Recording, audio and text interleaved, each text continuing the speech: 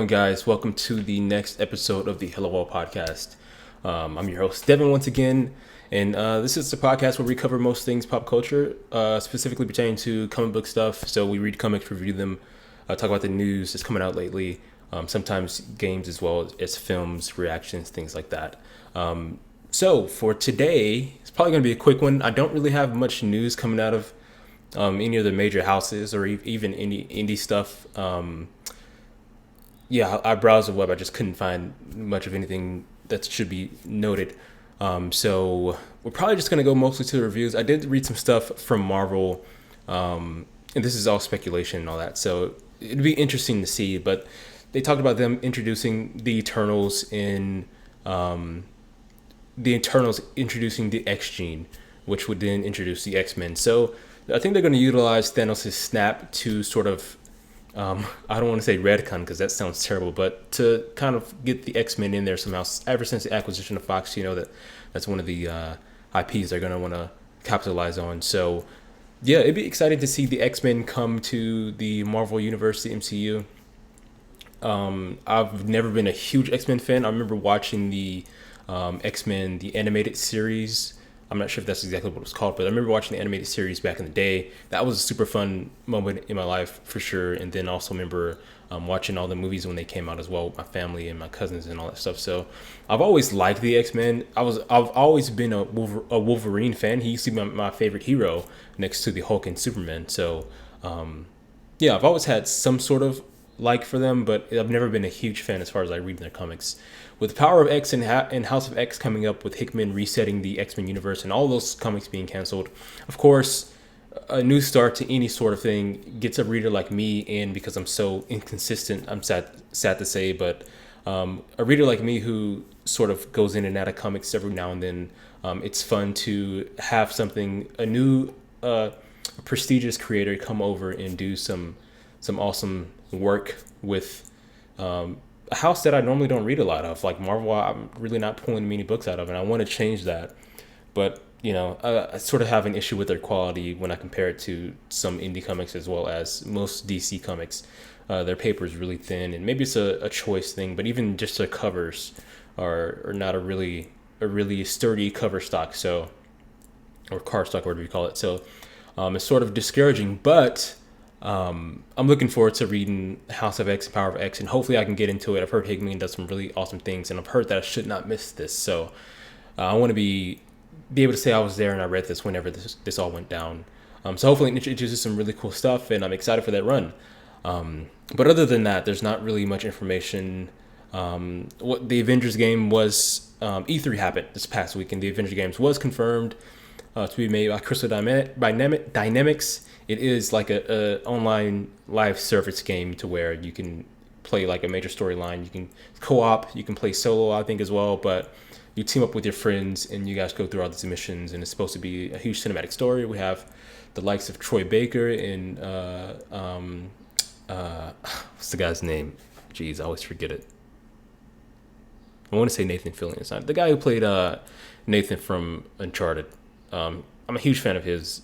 I just can't believe I can't remember his name. It's getting me right now. But the chick who played Envy, or Lust or Envy, I think Lust from Full Metal Alchemist back in the day, the English version, she's in there. The guy who played Mustang from Full Metal Alchemist is in there. A lot of notable voice actors are in this game. So I don't know. I may try it when it comes out. Depends. I'll probably wait for the reviews. I'm kind of on edge about it. I like live service games, but I don't know, the way they kind of seem shaded to me, the way they're trying to sell this. So I'm just gonna wait to see, let the smoke clear out, and then see what comes of it. Other than that, we're gonna get right into the reviews, guys. So let me switch over my layout so we can get to reviews, and I'm going to go in order from my least liked to my best liked, or my pick of the week, as we usually call it. So surprisingly enough, considering this book went straight back to the printer to get a second printing from all the copies it sold, and maybe that was just speculation, which sold so many copies, but I've heard that there's a crease here. It seems like maybe my cat scratched it or something like that. I've heard from a couple people that this book's not as exciting, and I have to agree, sadly enough. the book sort of, the art itself is interesting, but it grabs you because the coloring is very different as well. It's a lot of monotones, and then the only pop of color is a pink, like the one you see on the cover here. And the art itself reminds me of Cliff Chang art, so it gave me huge Paper Girls vibes, with the book revolving around kids and teenagers and preteen kids, at least at the beginning, and sort of shifted away from that toward the end, which was a surprise. But it gave me Paper Girl vibes at the beginning, especially with the science fiction stuff as well, and it pertaining to kids. But it was sort of something about it felt sort of empty. Maybe it's just the theme itself. It doesn't really grasp me. I'm not super into it. And we've talked about this before. You know, if you grasp me on the first one, or at least I'm somewhat interested on the first issue, then maybe I'll stick with it. But I think I'm going to end up just not picking up the rest of this series. This is only a 5-parter, so it's not a huge investment. But these are $5 books. I don't know. It's hard to say. I'm really not feeling where this is headed.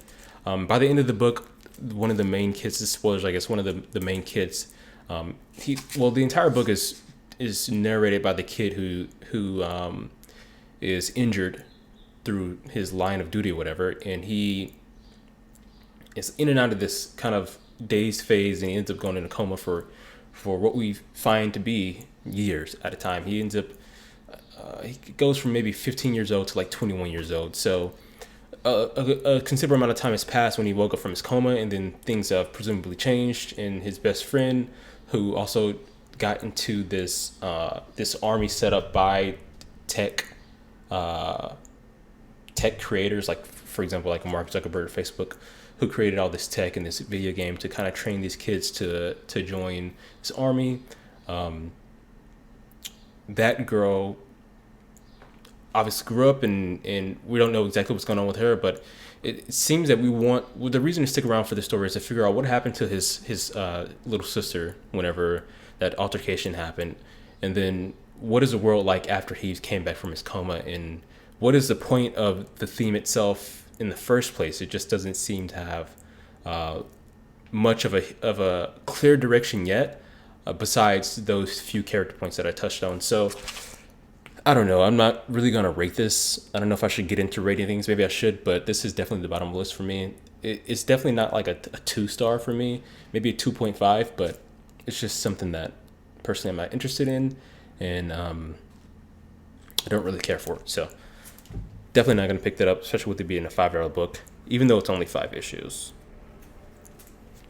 Next for me, and this seems like it'll be a bad thing that it's so low, but you guys have to consider that I only got 4 comics like in the last, 2 weeks or so. So Event Leviathan by Brian Michael Bendis, and Maliv's artwork in this is spectacular, and this would be higher if the other books didn't have awesome artwork, and if they weren't as good as they are, writing wise especially. So I guess the gist of this is that I'm late to get into this Leviathan thing, so bear with me. This guy named Leviathan has been taking down all the sort of like government operated defense organizations that we have within the DC Comics, like the DEO, and I don't know what else example you would give, Argus, I guess. They've all been taken down by Leviathan, and we sort of get a hint of what his motives may be. But again, we're not told much in this issue, so it's really hard to tell. We get people like superheroes like Batman. We get Lois Lane. We also get Trevor, Steve Trevor, I believe his name is, who's also in the book, as well as Green Arrow. They all end up coming together through sort of a somewhat humorous but mostly serious way, trying to figure out why this huge explosion happened. I think it was at Argus's new creation that they had. So as far as like they're building their facility. So they were infiltrated, and then there was a huge explosion, and we find out that one of the ladies who seemed to have disintegrated during that explosion was saved by Leviathan, because she had written some research or some books about how she wanted to make the world a better place through some unusual tactics based on historians or historical figures at least. that we've heard from in the past, philosophers and such. And Leviathan seemed to take a liking to her, and he wants to, hey kitty, he wants to recruit her, I guess it seems, to help push her vision forward and to bring that into fruition to save humanity in some unique way. And we know how these things usually go. The bad guy thinks they're doing the right thing, and they have this awesome reason, or what they consider an awesome reason to do the things that they do in such harsh ways. And we'll see where it goes from there. There's not really much to tell here. I'm excited that it's going to be a detective story. I'm excited to get all these different characters together and see how all the greatest detectives within the DC universe together and see how they solve this mystery of Leviathan. I'm mostly excited to see who Leviathan is and why Leviathan's a thing, and how he's going to shake up the DC universe and what significance this storyline has to the DC universe as a whole. But mostly I'm looking forward to just having a really awesome 6-issue mystery thriller to look forward to reading. I'm not sure if it's weekly or bi-weekly or monthly, whatever, but to reading on a regular basis, because I'm pretty excited I love Leviathan's design, and I love the artwork in here. It's really sick. So see if I can show you guys a little bit of that. But I'm looking forward to seeing where it goes. This is one of those issues where it's a slow burn, and if you guys know me, I'm really, really into slow burns. Like, you can tell me a story over a year and I'd stick to it. As far as like one arc, as long as it's good, as long as it's well written. So let me find some sick pages. Like, this is what building is this? The Odyssey, which I think it was supposed to be Argus. But like, some of that art, man, it's a structural art. Things like this, the blue and red in these panels, the colors here are just really, really sick. Cover my face. Yeah, and it shows you the destruction from the blast I was telling you about, and there's Steve Trevor within the shield being protected to be left as a witness. And his concept, he seems to be sort of broken. We're not sure what this version of Steve Trevor has been through. I'm not sure Bendis has been working much on Steve Trevor, since he does mostly Superman stuff, but he does end up, spoilers again, he does end up taking a shot at Lois Lane because he assumes that Lois Lane is Leviathan. Leviathan is this character that he isn't in the forefront. It's very confusing as to like who he is or what his motives are, to these guys at least, because they really have no clue, and that's why the mystery needs to be solved. But Steve Trevor believes that he was left behind as a witness to explain his story, and then he sort of diverts from that thought process and then believes he is Leviathan in that he did all this. And then he reverses from that again, and he believes that Lois Lane is Leviathan. He tries to shoot her, like I just showed you guys before, and tries to kill her, and he gets taken out by the arrow from Green Arrow. But yeah, it seems that Leviathan's playing tricks on people's minds, not directly, but indirectly. Here's the Leviathan's design, which I think is a really sick design. So yeah, man, this art is really sick. I think the story is going to go in a very interesting direction, hopefully, and I just hope that it all pays dividends at the end. This was the explosion that happened of the Odyssey, which is Argus was Argus News Building. Yeah, like I said, the art's good. The story seems like it's heading in the good direction. Hopefully, it's a slow burn. I enjoy slow burns, but as long as it amounts to something, if it doesn't amount to anything, then this is going to be a huge drop off in terms of rating for me. Yeah, I'm just excited to stick with it and see where it goes, and I'm excited to see these different heroes work together to, solve this mystery. So yeah, I think the character aspect is going to be cool. Learning who Leviathan is, learning what Talia al Ghul had to do with it all, and learning how Batman and Green Arrow and Lois Lane and Steve Trevor, if he does this thing, and I think the question's also in here, and how they're going to solve this. So yeah, exciting stuff. Next, and this is second to last, by the way, is going to be Silver Surfer Black. Silver Surfer Black was sort of an iffy decision for me to pick up. I was convinced by Jim Mint, which is a YouTube channel. They're pretty popular, actually. They do like omnibus reviews and statue reviews and all this stuff, but things I'm more interested in will be the weekly Wednesday comic book reviews that they do. And they mentioned how this will be a must buy for anybody who who's following the Guardians of the Galaxy storyline, and I'm really into sci-fi. I'm into cosmic type stuff, so I want to follow the cosmic universe within Marvel because I know they make some of the best stuff in terms of cosmic stuff, in comparison to most things. Well, maybe not excluding indie comics, but in comparison to DC. And so yeah, this kind of ties into that. So this is why I'm picking that up, because I'm excited to see where this all goes. I was on edge because I really didn't like this guy's. If I can not take the glare out of here, really don't like this guy's. I really didn't before like this guy's artwork.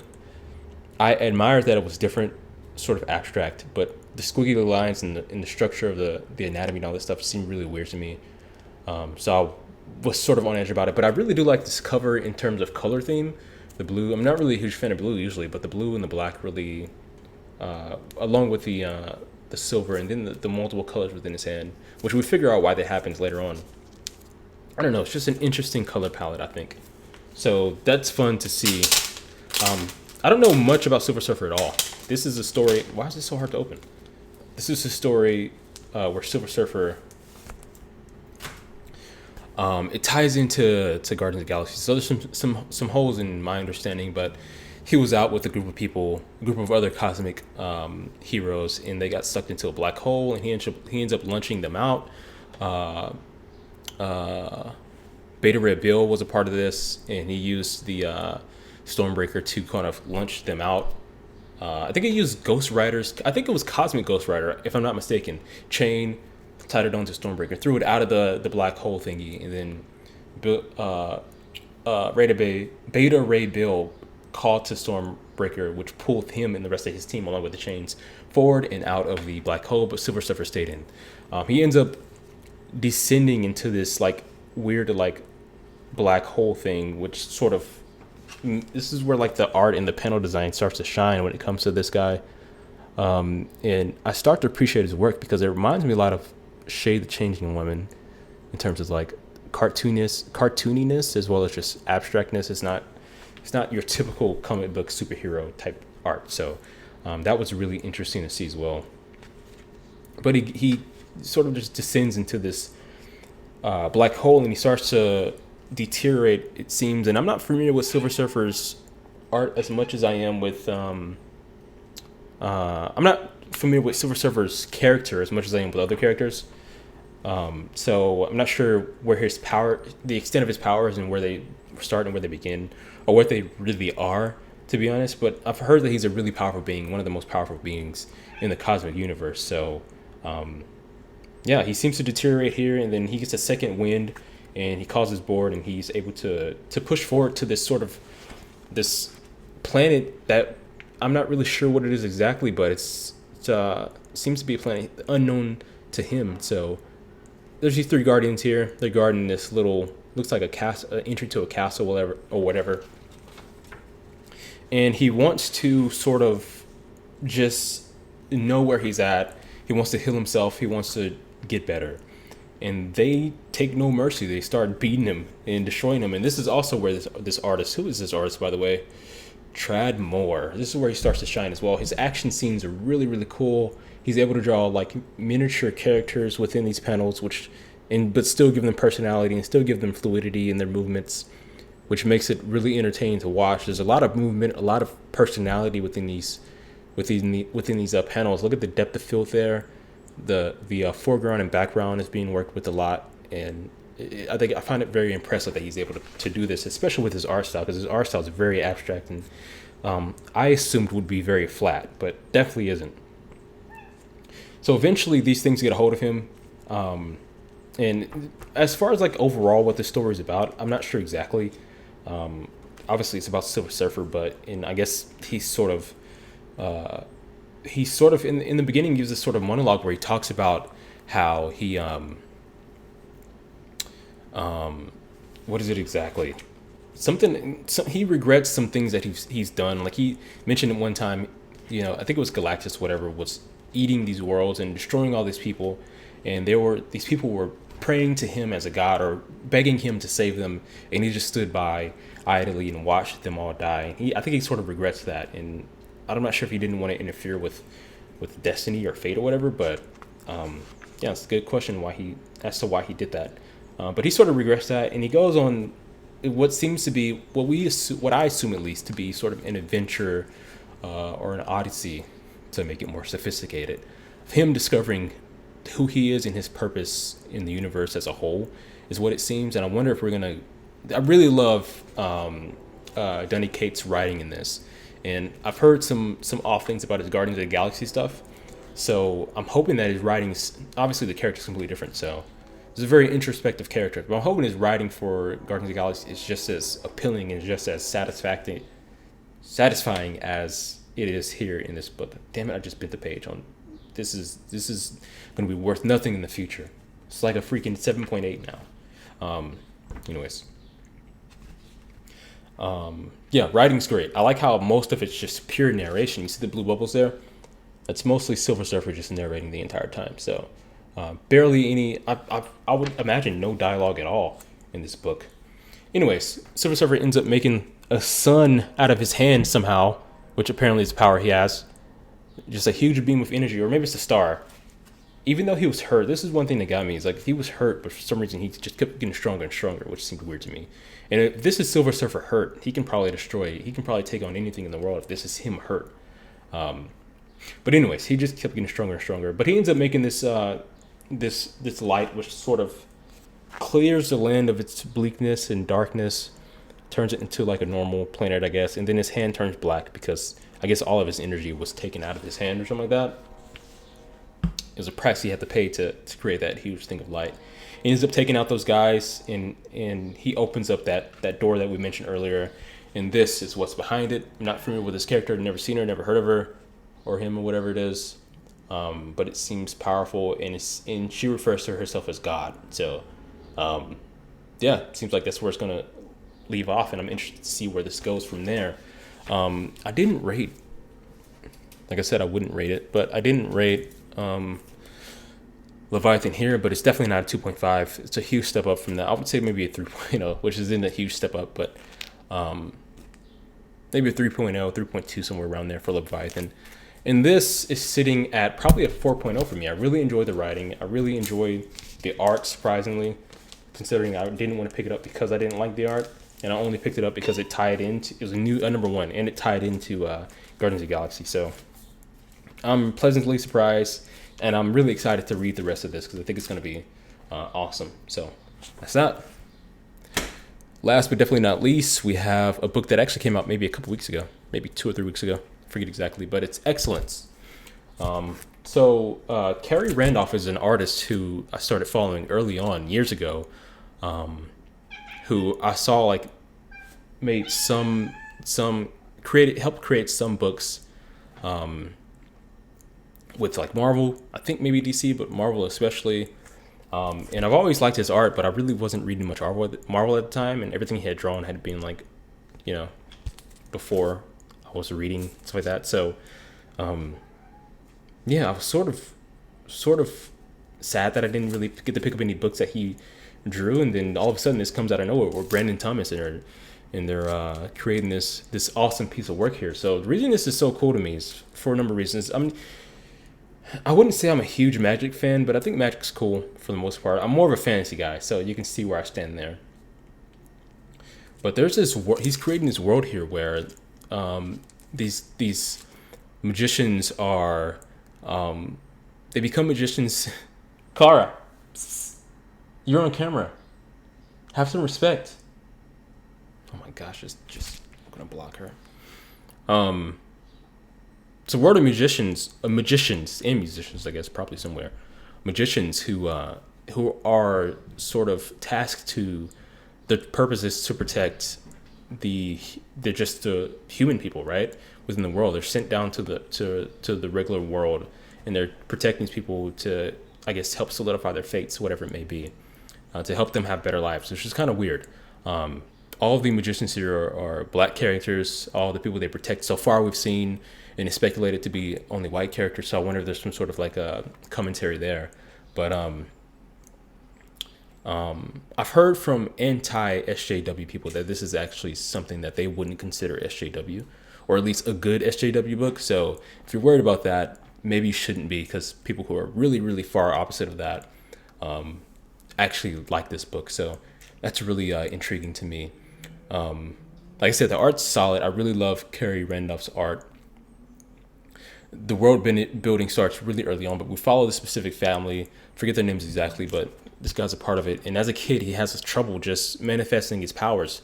The age of 5 is when they start to become magicians and start to have their powers and all that stuff. And he has trouble.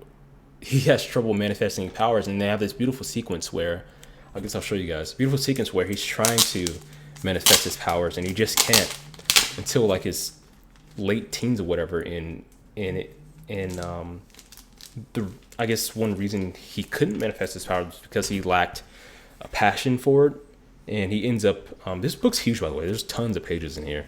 I'm guessing, typically it's 24, so I'm guessing this is like 30 or something like that. But you can see the kid here crying because as the panels go down and down, you can see they were together. I love this, the way the panel designed. They were together all in a panel. This is the father, and I think the father's friend or someone he knows. It's his son, and his son has an issue using his powers, and he's crying because he can't use his powers. And as you see, they're all together on one panel, and then the panel begins to split, and it gets further and further away from the rest of them as far as like the panel layout is. I think it's a beautiful way just to signify that, he feels alone. He feels like no one's there with him and supporting him. And his father's very disappointed in him because he can't manifest his powers. He thinks his son's like a deadbeat magician, and he can't use his powers, and he's a terrible son because of that. And it's an embarrassment to the family. The family's supposed to be part of the 10 original magic families, so it's a huge embarrassment. And then he admits to his anger taking over him, his rage, because no other emotion was working for him, and he ends up manifesting this huge amount of power. So we'll see where that goes soon. This book does have rules to it. They lay it out at the beginning. There's a number of rules here, so you just can't get away with anything. We can call you out later on if you do end up falling back on those rules. And then it also has like sort of like a hierarchy, I guess. It tells you which color people wear determines like how powerful they are, I guess, or what their exact roles are. Yeah, so white is overseers. The 10th is the purple color. Patrons are blue, and then rooks are green. So yeah. This story is really beautiful because it touches on a lot of family issues. This kid has trouble with his father. I didn't see. Yeah, his mother's disappointed in his father because his father is offended by his kid's inability to use his powers. He has a really close relationship with his grandmother, who's like a foul-mouthed grandmother, and she ends up by the end of the issue. Spoilers, obviously. I've said this 1,000 times. She ends up. What am I trying to say? She ends up in a hospital bed, really sick, and she wants to use her power. They want to use their powers. The kid does here. He wants to use. I think his name is Dale or something like that. He wants to use his powers to bring his grandmother back to life, but it's against the rules. They have rules here, and one of the rules is, I guess, you just can't play God, because there's consequences to that. So he's not allowed to use his powers. But they do say at the end, the father disagrees with him to use his powers to save the mother, and they do say it toward the end that what is it exactly? There's a narration going on here. I knew it wouldn't last, and that I was lying to myself, thinking otherwise. My promise to you now. No more lies. This wasn't why, not exactly, but it was the beginning. This is right after we see the grandmother in her quote unquote deathbed. But it was the beginning, and the decisions both of us made in that room. And they show us scenes about the father and son like speaking to one another and seemingly struggling with the idea of saving his mother and his grandmother by using their magical powers. And it says, so it ended last time with the decision both of us made in that room. They could only lead here. It's not too late. Not yet. It's not. And then we get to where he's at the age of 19. And throughout the entire book, he's growing. He went from literally a baby, newborn, to age 19 here. And you get confronted by these like magical beings who I can only assume are there to punish him for using his powers to save his grandmother is what I'm going to assume. But they jump forward a couple years during that point, so it's really hard to tell. But yeah, it just explores the idea of, and this is my opinion. My opinion is that most fictional stories are based on, and I've made a thing like this with Saga. If you haven't seen my last video, link in the description. The Saga video I made touches on this, how most fiction stories are based in reality, and that's what makes them so impactful. So the fact that we deal with death here, or near death at least, with the grandmother and a troubled father and son relationship, and a sad mother over the father and son relationship, and the kid feeling inadequate with himself, insecurities within himself. These are all things that what make this comic great, right? The magic is cool, the art's cool, and all this stuff. What really makes this great is that it touches on those human factors that we all have within ourselves, and that we've all experienced at some point or another. So that is what makes this book a really good book, in my opinion, and definitely worth picking up. And I would give this first issue actually like a 4.5 stars if I were to rate it, but I'm not rating it. But if I were, I would give it a 4.5 stars. Is there anything else I want to touch on with this book? So yeah, the kid after he is able to manifest his powers, he goes into, I forget what they call it exactly, but it's like your first test at being a magician. They send you out there to protect one of the people you're meant to protect, or help push them in the right direction, at least to guide their lives, to make sure their lives are intact and doing well. They send you out there to do that as like a trial, and then they send a group of magicians alongside you to help you, or not to help you, to combat you, to sort of give you some adversity to see if you can overcome adversity. And that does happen in here, so that is that. But other than that, I don't know, it's just a really, really well written story.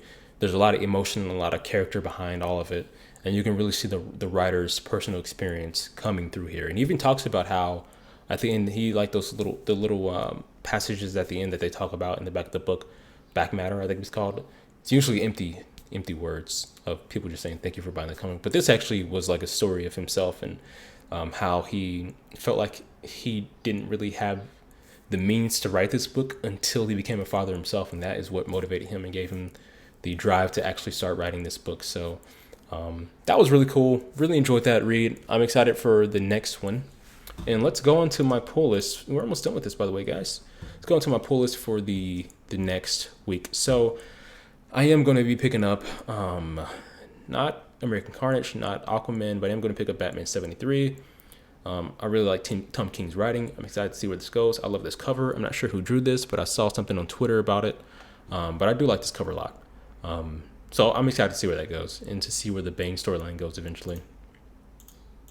Not picking up Goddess Mode. I'm not picking up Justice League yet. I was picking up Justice League at the beginning when it first came out, but I stopped picking it up because I just fell off of reading comics and came back way too late. So at number 27, when the new arc starts, I think it is it 27? Maybe it's 26. I have it in my my phone tells me, but I'll start picking it up soon, just because the Jorge or George Jimenez art is super sick. So I'm excited for it. Not picking up any of the Sandman Universe stuff. I was excited for the Sandman Universe when it first came out, but ultimately fell off of reading by the time it came around. Pearl is something that I started reading as well, but just never really stuck with. No Scooby-Doo. I'm not going to pick up Superman Year One. I feel like I've heard so many origin story for Superman. I'm just not really interested in that. So yeah, next week's read is going to be just... I can't go back. It's just going to be Batman 72. And maybe Justice League. No, I think 27 is when it starts. So maybe not Justice League, just Batman 72 from DC. Going on to Marvel. Honestly, I have no picks coming from the Marvel side of things yet. So when the X-Men comes around, that'll do that. And then when Guardians of the Galaxy number 7 comes around, that'll do that. Number 6 comes out now. So yeah, I'm looking for new arcs to jump onto, which Miles Morales, Spider-Man, and then Daredevil, they both have new arcs, and I like both characters. So I may end up picking these two just to test out the waters and see how they're doing. We'll see if I stick with them, but these are the start of new arcs. So I'm excited to possibly pick these up. So these are two things that I may end up picking up next week. And then as far as the Image Comics front, we're not going to cover all indie comics, but as far as Image Comics go, I was picking up Gideon Falls, but I fell off of that, so I have to read that in trade. I really liked it. I really liked discussing that book as well, so that was a really fun book for me to read. I want to get back into it, but I'm not going to get into it now. I'm going to wait for it to come out in trade. Skyward, same situation. Really liked that book, was really into it, and just kind of fell out of it. Same with Weatherman. Volume 2. Whoa, there's already Volume 2? Jeez, it's been that long. See, I started reading Weatherman probably after I read Isola. But Isola is like only on issue 8 and Weatherman's like on issue 12 or something like that. So there's probably been some delays with this, it seems, and I wonder why. Anyways, I'm going to pick up Excellence number 2, and then that's it. So Excellence number 2, and that's really all we're getting from Image Comics. There may be some things from, I don't know, Dark Horse or Boom Studios or whatever that I may pick up, but